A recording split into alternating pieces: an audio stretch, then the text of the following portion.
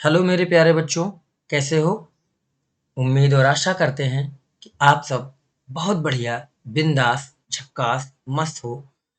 तो मेरे प्यारे बच्चों, आज हम आप लोगों के लिए लेके आ गए हैं क्लास 11th का एक चैप्टर है जिसे हम लोग रोटेशनल मोशन नाम से जानते हैं। ठीक है? किस नाम से जानते हैं बच्चों? रोटेशनल मोशन के नाम से इसे हम लोग जानते हैं। अब इस रोटेशनल मोशन को हिंदी में हम लोग घूर्णन गति कहते हैं। हिंदी में इस चैप्टर का क्या नाम है बच्चों? हिंदी में इस चैप्टर का नाम है घूर्णन। रोटेशनल का मतलब होता है घूर्णन, ठीक है। मोशन का मतलब होता है गति। तो इस चैप्टर को हम लोग घूर्णन गति नाम से जानते हैं। ये घूर्णन गति का लेक्चर 1 होने वाला है और इस लेक्चर 1 में हम लोग एक बहुत अच्छे से बेसिक लेवल की सारी चीजें सीखेंगे कि रोटेशनल मोशन में क्या-क्या होता है, क्या-क्या टर्म्स यूज होते हैं। तो इस लेक्चर में one and only basic knowledge of rotational motion clear हो गया। अब हम बात करते हैं, आप सभी लोगों ने फेरिस व्हील को देखा होगा, मेले में इस तरह का झूला देखा होगा। ये क्या करता है कि ये जो डब्बे बने हुए हैं, ये डब्बा बना हुआ है, ये डब्बा बना हुआ है, इन डब्बों में लोग बैठ जाते हैं, अपने सीट बेल्ट वगैरह बांध लेते हैं और आसमान की ऊंचाइयों में चल देते हैं।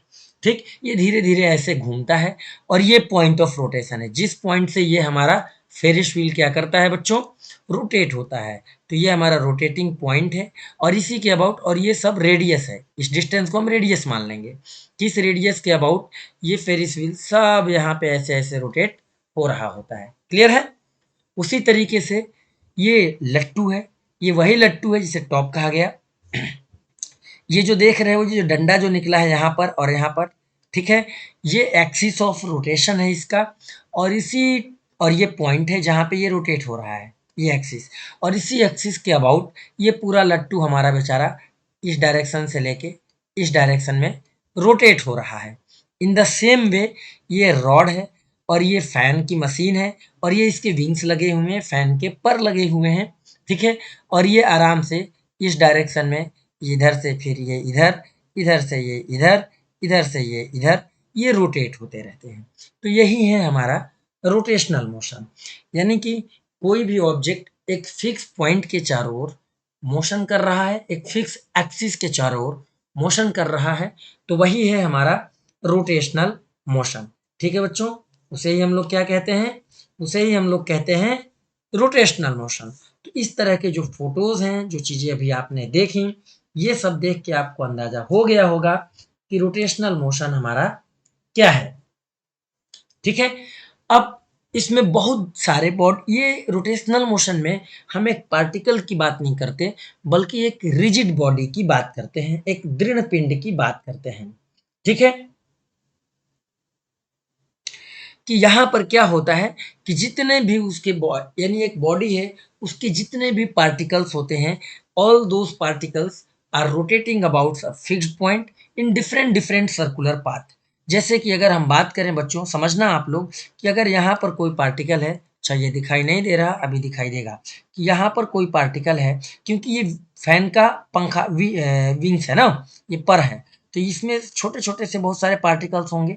ये सब पार्टिकल्स हैं मान लो। अब सभी के सभी पार्टिकल्स अलग अलग ऑर्बिट में घूम रहे हैं। ये मान लो इस ऑर्बिट में घूम रहा है, तो वहीं इसका जो दूसरा है हमारा, वहीं इसका जो दूसरा पार्टिकल है ये वाला, ये कोई इस ऑर्बिट में घूम रहा है, यानी ये इसका ये सर्कुलर पाथ है। तो सभी के सभी इसी तरीके से एक डिफरेंट डिफरेंट सर्कुलर पाथ में अपना घूम रहे होते हैं, लेकिन ये सभी एक ही प्लेन में होते हैं। क्लियर है? तो ये रोटेशनल मोशन का इंट्रोडक्शन है। अब हम आगे बढ़ते हैं कि रोटेशनल मोशन में हमें क्या क्या चीजें सीखनी है और क्या क्या चीजें होती हैं। जैसे मान लो मेरे प्यारे बच्चों कि ये कोई एक बॉडी है, ऐसे ही मैंने मान लिया कि ये एक बॉडी है। तो ये बॉडी कई सारे छोटे छोटे कणों से मिलके बना होगा। ये क्या होगा? कई सारे छोटे छोटे पार्टिकल्स से मिलके बना होगा। ठीक है ना? इसमें किसी को कोई दिक्कत तो नहीं? इसमें किसी को कोई दिक्कत है? और मान लिया जाए कि ये कोई एक्सिस है, ये कोई एक्सिस है, ठीक, और ये बॉडी इस एक्सिस के अबाउट रोटेशन कर रहा है, यानी ये इस तरीके से रोटेट हो रहा है इस डायरेक्शन में। किस डायरेक्शन में हो रहा है रोटेट बच्चों? इस डायरेक्शन में रोटेट हो रहा है, इस डायरेक्शन में ये रोटेट हो रहा है। तो देखो ये जो पॉइंट है इसको हमने नाम रख दिया ओ। तो ये जो ओ है इसको बोलेंगे हम लोग पॉइंट ऑफ रोटेशन। इसको क्या बोलेंगे? Point of rotation. ठीक है, यानी रोटेशन वाली बिंदु, पॉइंट ऑफ रोटेशन बोलेंगे, पॉइंट ऑफ रोटेशन। क्लियर हो गया? वहीं पर ये इस एक्सिस का नाम हमने रख दिया ए बी। ठीक, जिसके लिए जिससे ये पॉइंट पास कर रहा है। तो ये जो ए बी आप देख रहे हो इसको हम लोग बोलते हैं एक्सिस ऑफ रोटेशन। क्या बोलेंगे? Axis of rotation. ठीक है, इसमें कोई दिक्कत नहीं होना चाहिए। ठीक है बच्चों, अब कोई ऑब्जेक्ट अगर रोटेट हो रहा है सर्कुलर पाथ पे तो उसकी एक रोटेटिंग वेलोसिटी होगी। ठीक, तो उस रोटेटिंग वेलोसिटी को हम लोग ओमेगा से रिप्रेजेंट करते हैं और ओमेगा को कहते हैं एंगुलर वेलोसिटी। क्या कहते हैं बच्चों? इसको हम लोग एंगुलर वेलोसिटी कहते हैं, एंगुलर वेलोसिटी। हिंदी में इस एंगुलर वेलोसिटी को कोणीय वेग कहा जाता है। क्या कहा जाता है मेरे प्यारे बच्चों? इसे हम लोग कोणीय वेग के नाम से जानते हैं। क्लियर है? अब इसी में आगे हम आपको एक चीज समझाते हैं और आप ध्यान से समझने की कोशिश करिएगा कि एक बॉडी है किसी, और उसी बॉडी के अंदर से एक एक्सिस पास हो रहा है। जैसा कि आप देख पा रहे हो कि ये एक एक्सिस है और ये एक्सिस बॉडी के अंदर से पास हो रहा है। ये एक्सिस क्या कर रहा है? ये एक्सिस बॉडी में से होके, बॉडी के इस पॉइंट से होते हुए गुजर रहा है। तो इस एक्सिस का नाम है axis of rotation. Axis of rotation को हिंदी में घूर्णन अक्ष कहते हैं। इसको हिंदी में एक्सिस का मतलब होता है अक्ष और रोटेशन का मतलब होता है घूर्णन। तो इसको बेटा घूर्णन अक्ष कहते हैं। इसको हिंदी में हम क्या कहेंगे? हिंदी में अगर बोलना चाहो तो हिंदी में आप इसे घूर्णन अक्ष कहोगे, घूर्णन अक्ष। क्लियर हो गया? अब आगे समझना कि ये बॉडी है बहुत सारे कणों से मिलके बना है। इसमें किसी को कोई दिक्कत नहीं होना चाहिए, मतलब नहीं होना चाहिए। ठीक है बच्चों, अभी हम आपको आगे की सारी स्टोरी लाइन एक एक करके बहुत अच्छे से बताते हैं। ध्यान दीजिएगा कि यहाँ पर सबसे पहले जो एक टर्म आता है जिसे आपको डिफाइन करना होता है वो होता है रिजिड बॉडी। क्या होता है बच्चों? Rigid body. रिजिड बॉडी को हम लोग दृढ़ पिंड कहते हैं। क्या कहते हैं बच्चों? दृढ़ पिंड। सुंदर नहीं लिख पा रहा हूं, इसके लिए आप क्षमा करें। दृढ़ पिंड कहते हैं घूर्णा रिजिड बॉडी को। अब बात आई कि ये दृढ़ पिंड क्या होता है। तो समझिए कि कोई भी बॉडी जो बहुत सारे छोटे छोटे कणों से मिलकर बना है, जो बहुत सारे छोटे छोटे ऐसे कणों से मिलके बना है, और इस पर जब बाह्य बल लगाया जाए, समझना बच्चों, क्या लगाया जाए? एक्सटर्नल फोर्स लगाया जाए, एक्सटर्नल फोर्स लगाया जाए, और इस एक्सटर्नल फोर्स के वजह से बॉडी का शेप और साइज ना बदले। ठीक है, समझ लो, यानी कि due to external force, due to external force shape of body does not change. Shape and size of body does not change. Does not change. तो ऐसे बॉडी को हम क्या कहेंगे? ऐसे बॉडी को हम लोग रिजिड बॉडी कहेंगे। क्लियर हो गया? रिजिड बॉडी, रिजिड बॉडी क्या होता है कि एक ऐसा बॉडी जिस पर एक्सटर्नल फोर्स लगाया जाए, बाह्य बल लगाया जाए, और उस बॉडी के शेप और साइज में कोई चेंज देखने को ना मिले, तो उसे हम रिजिड बॉडी कहेंगे। एक बात आप ये समझ गए। अब दूसरा सबसे इंपॉर्टेंट बात आपको क्या समझना है, ये समझना है। देखिए बताने जा रहा हूं, ध्यान देना बच्चों, कि जैसे मान लिया जाए, समझना अभी कि ये एक कुछ भी है। कुछ भी क्या मतलब? ये कोई रॉड है, इस ये कण है, 1 2 3 4 5 6। ये कितने कणों से मिलके बना है? मान लो यहाँ पे 6 पार्टिकल से मिलके बना है ये एक बॉडी। ये क्या है बच्चों? ये कोई रिजिड बॉडी है। और ये रिजिड बॉडी कितने से बना है? रिजिड बॉडी है, समझना ये। रिजिड बॉडी 6 पार्टिकल से मिलकर बना है और इस पॉइंट से कोई एक्सिस पास हो रहा है, यहां से सीधा, ये एक्सिस है। ये क्या है बच्चों? ये एक्सिस है। अब मान लो इस एक्सिस के अबाउट ये बॉडी हमारा रोटेट हो रहा हो, तो इस एक्सिस को हम नाम देंगे एक्सिस ऑफ रोटेशन। अब समझना है आपको, क्या समझना है, ध्यान दें कि मान लो मेरे प्यारे बच्चों कि ये जो बॉडी है, जो जैसा कि आप देख पा रहे हो, ये हमारी जो बॉडी है, ओ माय गॉड सिलेक्ट नहीं हो रहा, लेकिन चलो सिलेक्ट नहीं हो रहा तो कोई बात नहीं। इसका ये इनिशियल पोजीशन है। ये बॉडी मान लो कि रोटेट होके इस तरफ आ गई। सीधा नहीं बन रहा, लेकिन कोशिश कर रहा हूं कि मैं आपको सीधा बना पाऊं। ठीक, ये बॉडी रोटेट के कहाँ आ गई बच्चों? ये बॉडी रोटेट होके यहाँ आ गई। तो आप समझना कि जो पार्टिकल यहाँ पे था, ये पार्टिकल अब यहाँ पर आ गया।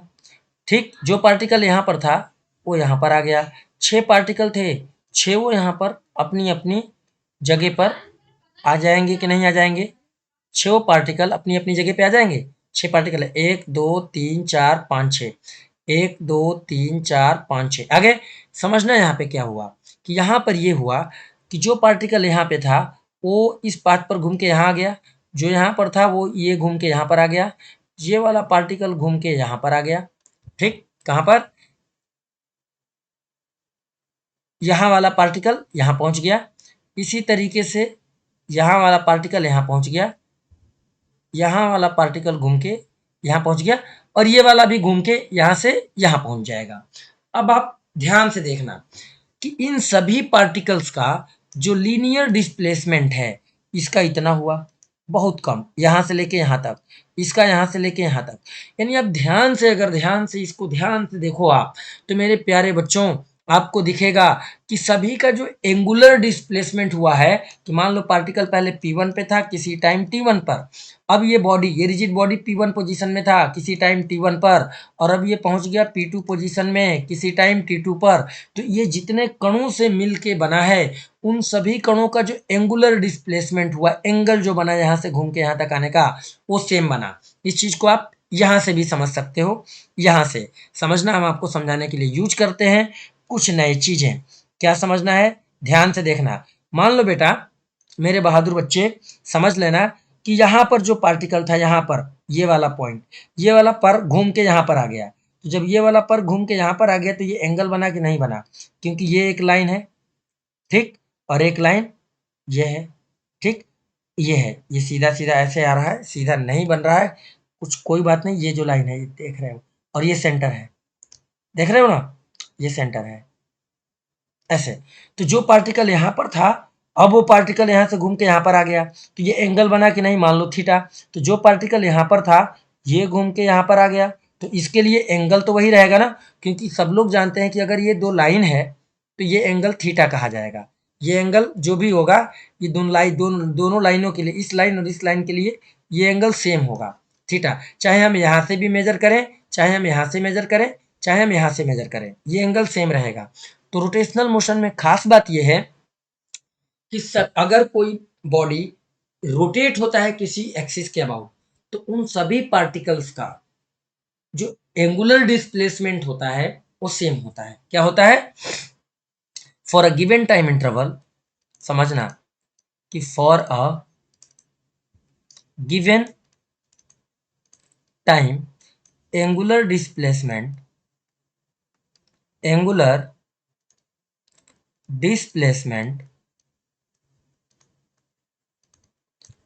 of all particles of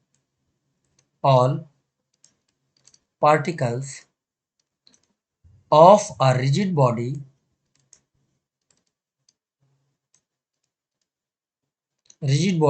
देखो, for a given time interval displacement of all particles, कौन सा displacement? Angular displacement of all particles of a rigid body during rotational motion remains same during rotational motion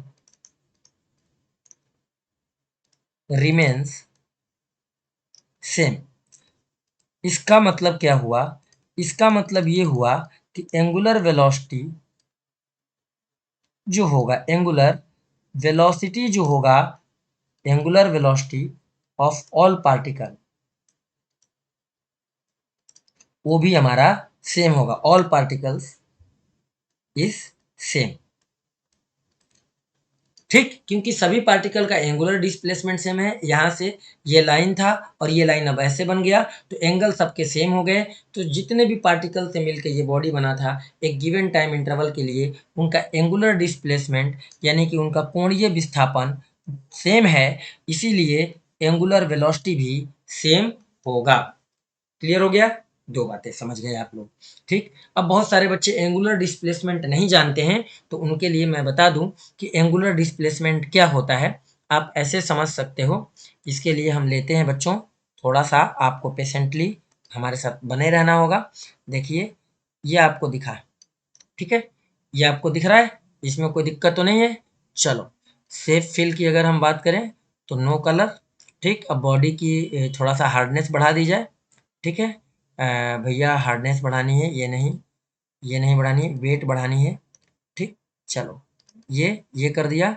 और इसके colour की अगर हम बात करें, अरे ये कलर लेना ही नहीं है भाई, शेप नहीं, fill, no no no no no, ठीक है। यहाँ पे आ जाओ, इसका रंग बदल देते हैं हम लोग सर्कल का। ये जैसा कि आप देख पा रहे हो, जैसा कि आप लोग देख पाए कि ये एक सर्कुलर शेप हमने ले ली। अब ऐसे समझो मेरे प्यारे बच्चों कि ये सेंटर होगा और ये रेडियस होगी।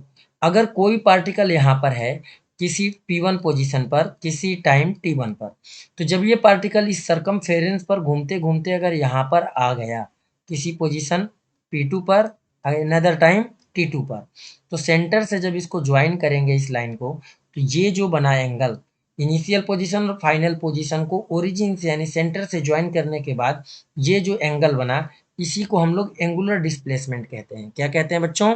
इसी को हम लोग एंगुलर डिस्प्लेसमेंट कहते हैं। और यहाँ से ये जो पाथ आप देख रहे हो जिस पर ये ऑब्जेक्ट मूव कर रहा है, इसको बोलेंगे आर्क। इसको क्या बोलते हैं? आर्क बोलते हैं, ठीक है। और ये हमारा रेडियस हो गया। तो जो एंगुलर डिस्प्लेसमेंट होता है, एंगुलर डिस्प्लेसमेंट जिसे आप लोग कोणीय विस्थापन कहते हो, एंगुलर डिस्प्लेसमेंट जिसे आप लोग हिंदी में क्या कहते हो बच्चों? कोणीय विस्थापन।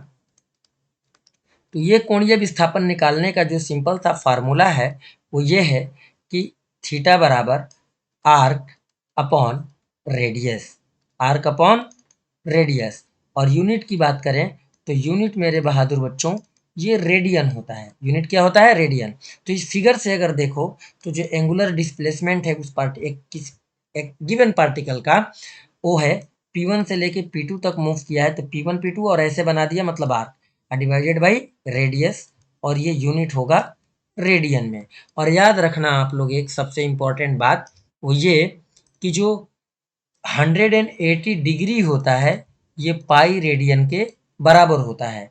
तो अगर डिग्री को रेडियन में बदलना हो, जैसे थीटा डिग्री है और इसको आप रेडियन में बदलना चाहो, तो आपको pi by 180 multiplied by theta करना होगा, तब जाके आंसर आपको थीटा डिग्री जो है अब ये रेडियन में बदल जाएगा।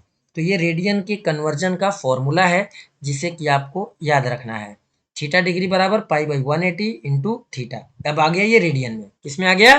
रेडियन में। तो इसे आपको याद रखना है। और ये एंगुलर डिस्प्लेसमेंट का आपका जनरल फार्मूला है। क्या है? जनरल फार्मूला है, ठीक। और ये फिगर के हिसाब से ये बना। क्लियर? अब इसी तरीके से हम लोग निकालते हैं एंगुलर डिस्प्लेसमेंट भी। आर्क को आप ऐसे भी लिख सकते हो कि थीटा बराबर एस बाई आर, ठीक है ना। अगर सिंबल में यूज करो तो ऐसे भी आप लिख सकते हो, बेफिक्र रहना है एकदम, ठीक। अब हम आगे आपको बताते हैं एंगुलर डिस्प्लेसमेंट के बाद जो यहाँ पे बेसिक बेसिक टर्म्स यूज होते हैं, उनमें से अब एक टर्म हमारा यूज होता है बच्चों, angular velocity. Angular velocity, angular velocity को ओमेगा सिंबल से लिखते हैं और हिंदी में इसे कोणीय वेग कहा जाता है। हिंदी में इसे क्या कहते हैं बच्चों? हिंदी में इसे कोणीय वेग कहते हैं। अब बात है कि ये कोणीय वेग क्या होता है। तो एंगुलर वेलोसिटी, जैसे कि लीनियर वेलोसिटी के बारे में आपने पढ़ा है कि v बराबर डिस्प्लेसमेंट अपॉन टाइम, यानी कि time rate of change of linear displacement, पढ़ा ना? Time rate of change of linear displacement, जिसे हम लोग लीनियर वेलोसिटी कहते हैं। तो उसी तरीके से एंगुलर वेलोसिटी जो मेरे प्यारे बच्चों होता है वो होता है time rate of change of time rate of change of angular velocity, angular displacement. क्या? Time rate of change of angular displacement, angular displacement, इसे हम लोग एंगुलर वेलोसिटी कहेंगे। और तो ओमेगा बराबर angular displacement divided by time, ये हमारा बेसिक फार्मूला बन जाएगा। थीटा का यूनिट रेडियन और टाइम का यूनिट सेकेंड, तो रेडियन पर सेकेंड, रेडियन पर सेकेंड इसका यूनिट बन जाएगा।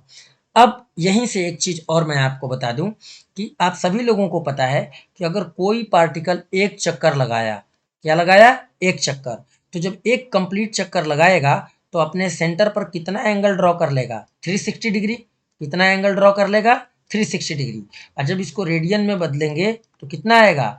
2 पाई रेडियन आएगा। ठीक, रेडियस हमने क्या मान ले? आर। तो एक चक्कर लगाने में जो समय लगता है उस समय को हम लोग किससे लिखते हैं? कैपिटल टी से, और इसको बोलते हैं टाइम पीरियड। तो उस सिचुएशन में हमारा फार्मूला हो जाएगा एक कंप्लीट रोटेशन के केस में 2 पाई बाई टी, यानी जब एंगुलर डिस्प्लेसमेंट हमारा 2 पाई रेडियन हो तो टाइम पीरियड के बराबर हो जाता है। तो इसका एक फार्मूला ये भी बन जाता है रेडियन पर सेकेंड। अब सबको पता है कि 1 अपॉन टाइम पीरियड जो होता है ये फ्रीक्वेंसी के बराबर होता है, तो इसीलिए ओमेगा का एक फार्मूला ये भी बन गया 2 पाई और 1 बाई टी के जगह हम एफ लिख देंगे। तो ओमेगा बराबर 2 पाई एफ रेडियन पर सेकेंड। ठीक है, तो एंगुलर वेलोसिटी के ये तीन हमारे फार्मूले बनते हैं। उसके बाद यहाँ पर और चीजें यूज होती हैं। क्या? अगला हेडिंग आपको बताने जा रहा हूं यहाँ पे, एंगुलर एक्सेलरेशन। क्या? एंगुलर एक्सेलरेशन, जिसे बच्चों हिंदी में कोणीय त्वरण कहा जाता है। हिंदी में इसे हम लोग क्या कहते हैं? हिंदी में इसे कोणीय त्वरण कहते हैं। कि कोणीय त्वरण क्या है? इसका सिंबल अल्फा होता है, सिंबल अल्फा होता है। तो जैसा हम लोग लीनियर मोशन में पढ़ते हैं, रेखीय गति में पढ़ते हैं कि कोणीय रेखीय वेग परिवर्तन की दर को रेखीय त्वरण कहते हैं, वैसे ही यहां पर भी होता है कि time rate of change of time rate of change of angular velocity. क्या? Angular velocity is called angular acceleration. तो अब ये मैं लिख नहीं रहा हूं, सीधा इतना ही लिख के छोड़ दे रहा हूं। ठीक है ना, कि time rate of change of angular velocity, इसे ही हम लोग कहते हैं एंगुलर एक्सेलरेशन। तो अल्फा का जो हमारा फार्मूला आता है कि rate of change of angular velocity divided by time interval. ठीक, अब यूनिट की बात करें तो इसका यूनिट रेडियन पर सेकेंड स्क्वायर होता है। वहीं अगर हम इंस्टेंटेनियस टर्म में इसको रिप्रेजेंट करना चाहें, किसमें? इंस्टेंटेनियस टर्म में अगर इसको आप रिप्रेजेंट करना चाहें हम लोग अल्फा को, तो इंस्टेंटेनियस टर्म में अल्फा बराबर होता है D omega by D T. क्या? D omega by D T. और इस सिचुएशन में ये जो ओमेगा है, omega is the function of time, omega is the function of time. यानी कि अगर कहीं इस तरीके से एग्जांपल से समझ लेते हैं कि अगर कहीं ओमेगा बराबर दे रखा है कि 4t³ प्लस 5t, ठीक, अब find alpha at t is equal to 1 second, ऐसा दिया हो, तो जब ओमेगा की ये वैल्यू दिया है तो हम सीधा अल्फा बराबर इक्वेट करेंगे D omega by D T. और जब इसको डिफ्रेंशिएट करोगे तो 4 3 जा 12 टी स्क्वायर प्लस 5, यहाँ पावर में 1 है तो 5 1 जा 5 और टी तो खत्म हो गया। तो ये हमारा अल्फा की वैल्यू आ गया, अल्फा की वैल्यू 12 टी स्क्वायर प्लस 5। और हमको निकालना है अल्फा कब? जब टाइम हमारा हो 1 सेकेंड। तो इसमें 12 लिखा और यहाँ पे 1 का स्क्वायर प्लस 5, तो आपका कितना आ गया? 12 प्लस 5, यानी कि आपका जो आंसर आ गया अल्फा बराबर 1 सेकेंड पर, वो आ गया 17 रेडियन पर सेकेंड स्क्वायर। ठीक है बच्चों, तो ये एंगुलर एक्सेलरेशन है और ये एंगुलर एक्सेलरेशन का फार्मूला, और इंस्टेंटेनियस के टर्म में दिया हो तो अल्फा बराबर D omega by D T से यूज करेंगे, जहां पर ओमेगा टाइम का फंक्शन होता है। उसी तरीके से यहाँ लीनियर वेलोसिटी में भी जो एंगुलर वेलोसिटी है यहाँ पे, यहाँ पर भी एक आप बना सकते हो। यहाँ पर भी इंस्टेंटेनियस का टर्म आता है और यहाँ पर भी आप लिख सकते हो इंस्टेंटेनियस में कि जो इंस्टेंटेनियस एंगुलर वेलोसिटी होता है ये d theta by D t के बराबर होता है, जहाँ पर where where theta is the function of time. यहाँ पर थीटा जो होगा टाइम के फॉर्म में दिया गया होगा, तो डिफ्रेंशिएट करके हम ओमेगा इक्वेट कर लेंगे। क्लियर है बच्चों? तो ये छोटे छोटे से टर्म्स थे जिसे कि आपको ध्यान रखना था। और रोटेशनल मोशन के केस में आपको और क्या क्या बातें ध्यान रखनी है समझना, और क्या क्या बातें आपको ध्यान रखनी है। तो अब आपको ध्यान रखना है कुछ रिलेशन जो कि आपने सर्कुलर मोशन के केस में पढ़ लिया होगा कि जो लीनियर वेलोसिटी होता है हमारा v, ठीक, और रेडियस और एंगुलर वेलोसिटी इनमें आपस में रिलेशन होता है कि v बराबर आर ओमेगा, ठीक है, या इनका रिलेशन है पहला पॉइंट जिसे कि आपको ध्यान रखना है। और इसे वेक्टर फॉर्म में जब हम बच्चों लिखते हैं तो होता है कि वेक्टर v बराबर ओमेगा वेक्टर गुणे आर वेक्टर, ये वेक्टर रिप्रेजेंटेशन है, तो इसे भी आप लोगों को याद रखना है। दूसरी अगर इंपॉर्टेंट बात करें तो लीनियर एक्सेलरेशन और एंगुलर एक्सेलरेशन और रेडियस इनमें भी आपस में रिलेशन होता है। क्या होता है कि ए बराबर आर अल्फा, ए बराबर आर अल्फा, चूंकि ठीक है ना, ए बराबर आर अल्फा, तो ध्यान रखना है कि ये भी हमारा आपस में एक दूसरे से रिलेटेड टर्म्स होते हैं, ए भी और अल्फा भी। ठीक है बच्चों, इसमें किसी को कोई दिक्कत नहीं होना चाहिए, ठीक है ना। अब यहीं पर हम आपको बता दे रहे हैं एक और खास बात कि रोटेशनल मोशन में भी लीनियर मोशन की तरह इक्वेशन यूज होता है, ठीक। तो इक्वेशन ऑफ रोटेशनल मोशन यहीं पर हम आपको बता देते हैं, इक्वेशन ऑफ रोटेशनल मोशन। ये सब बेसिक बेसिक नॉलेज है, मैं बता रहा हूँ, ये सब क्या है, बेसिक नॉलेज है। Equation of rotational motion, equations of rotational motion. तो इक्वेशंस ऑफ रोटेशनल मोशन में कितने इक्वेशन होते हैं बच्चों, तो ध्यान से आप लोग देखेंगे कि कितने इक्वेशन यहाँ पर यूज होते हैं हमारे रोटेशनल मोशन में। ठीक है बच्चों, परेशान बिल्कुल भी किसी को भी नहीं होना है, ठीक है ना। तो देखो सबसे पहला जो हमारा इक्वेशन यहाँ पर आता है ये होता है बच्चों, सबसे पहला कि ओमेगा बराबर omega not plus alpha T, पहला ये इक्वेशन है। अगर आपको नहीं विजिबिलिटी आ रही है, नहीं प्रॉपर दिख रहा है तो दिखेगा अभी, बस समय दे दीजिए। ओमेगा बराबर omega not plus alpha T. जो दूसरा इक्वेशन होता है बच्चों वो होता है थीटा बराबर omega not T plus half alpha T square. और जो तीसरा होता है वो होता है ओमेगा स्क्वायर बराबर omega not square plus 2 alpha theta, ठीक। और ध्यान रहे कि अगर जब एंटी क्लॉकवाइज मोशन हो तो पॉजिटिव साइन लेना है, और अगर क्लॉकवाइज मोशन हो, क्या, अगर क्लॉकवाइज मोशन हो तो माइनस साइन लिया जाता है। यहाँ पर रोटेशनल मोशन में ये साइन ध्यान रखना कि एंटी क्लॉकवाइज मोशन के लिए पॉजिटिव साइन और क्लॉकवाइज मोशन के लिए नेगेटिव साइन लिया जाता है। तो ध्यान रखिए एंटी क्लॉकवाइज मोशन है, एंटी क्लॉकवाइज, ठीक है ना। तो एंटी क्लॉकवाइज में पॉजिटिव और क्लॉकवाइज मोशन होगा तो आप लोग क्या लेंगे यहाँ पर साइन, माइनस साइन यहाँ पर यूज करेंगे। ठीक है बच्चों, सिंबल्स का मीनिंग कैसे है, जैसे लीनियर मोशन में होता है एकदम एज इट इज है। सिंबल की मीनिंग की अगर बच्चों हम बात करें तो मैं बता दे रहा हूँ आपको कि किसका मतलब क्या है।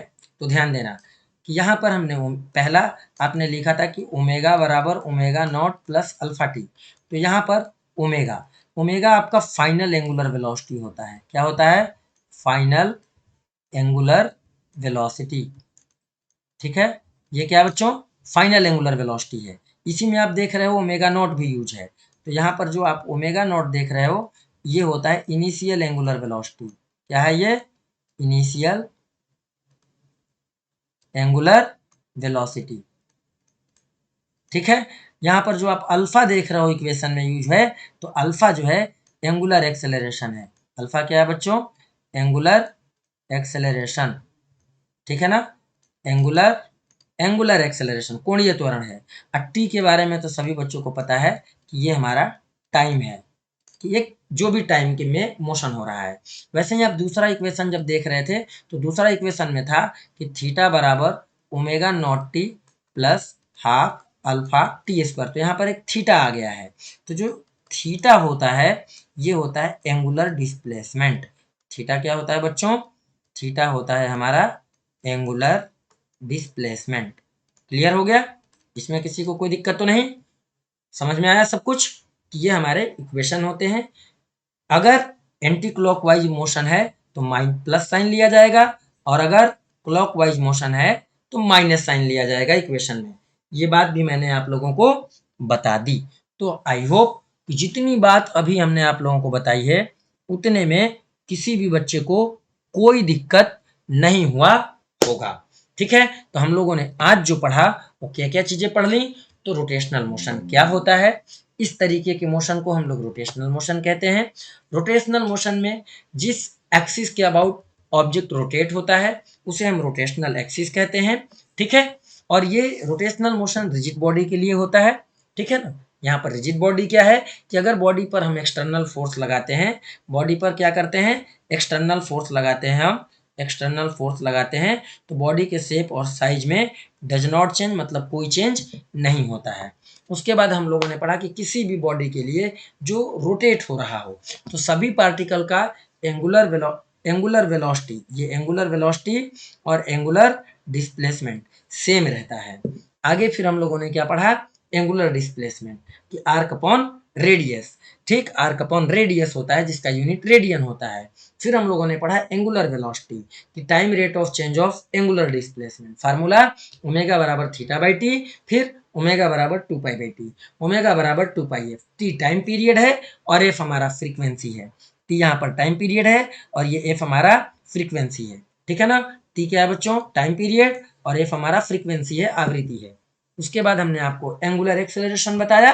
Angular acceleration alpha time rate of change of angular velocity. ठीक, जिसका ये फॉर्मूला है, और यहाँ पर ये आप लोग यूनिट है, ये रेडियन पर सेकेंड स्क्वायर यूनिट है।